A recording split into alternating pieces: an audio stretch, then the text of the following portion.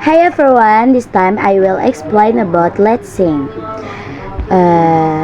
Yeah, figure of speech is a way of conveying a certain message through, through beautiful verses that can only be understood through reasoning and deep feelings.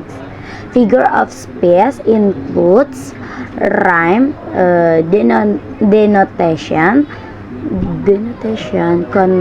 connotation, simile, metaphor, onomatopoeia, personification, oxymoron, paradox, and hyperbole.